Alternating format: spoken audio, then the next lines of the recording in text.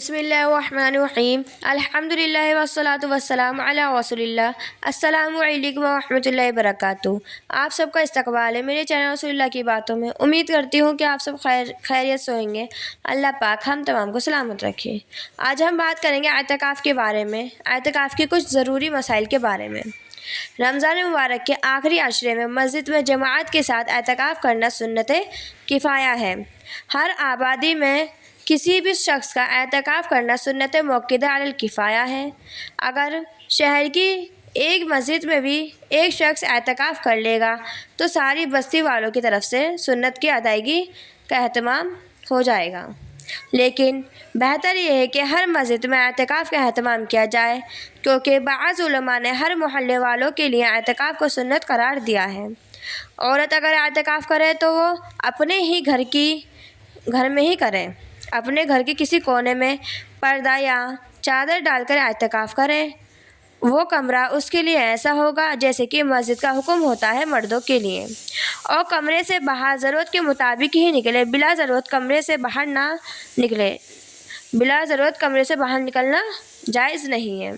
اور رہی مردوں کے لیے تو مردوں کے لیے بھی یہی ہے کہ وہ ضرورت سے ہی مسجد سے باہر نکلیں، اور اگر عورت کو اعتکاف میں حیض آ گیا تو وہ اس کا اعتکاف ٹوٹ جائے گا فوراً ہی۔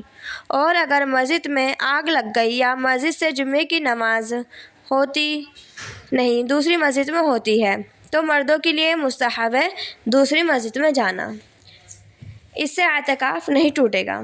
اور خرید و فروخت کا سامان لانا اور خاموشی کو عبادت سمجھنا مکروہ ہے، اور بلا ضرورت کے بکواس کرنا بھی مکروہ ہے۔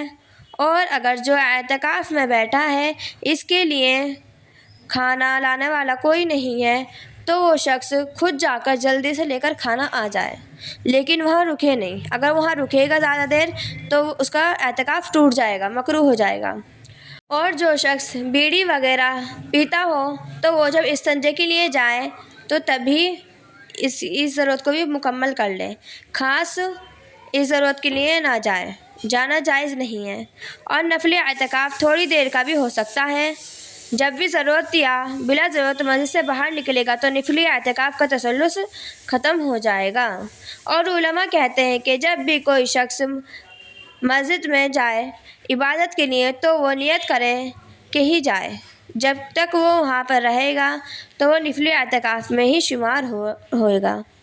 اور عام حالات میں ایسی مسجد میں اعتکاف کرنا افضل ہے جہاں جمعے کی نماز ہوتی ہو، کہ جمعے کی نماز پڑھنے کے لیے مسجد سے باہر نہ جانا پڑے، اور یہ کہ مسجد محلے اور اپنے شہر میں ہی ہو تو بہتر ہے۔ لیکن اگر کسی مصلحت سے دوسرے محلے کی مسجد میں یا کسی دوسرے شہر یا باہر اعتکاف کیا جائے تو اس میں بھی کوئی حرج نہیں ہے، جیسا کہ پیغمبر علیہ الصلاۃ والسلام نے صحابہ کے ساتھ مسجد نبوی میں اجتماعی اعتکاف فرمایا تھا، تو اسی طریقے سے کسی بھی بڑے علماء کے پاس جا کر اعتکاف کر سکتے ہیں۔ دعاؤں میں یاد رکھیے گا۔ اللہ پاک ہم تمام کو شریعت کی صحیح سمجھ عطا فرمائے۔ السلام علیکم ورحمۃ اللہ وبرکاتہ۔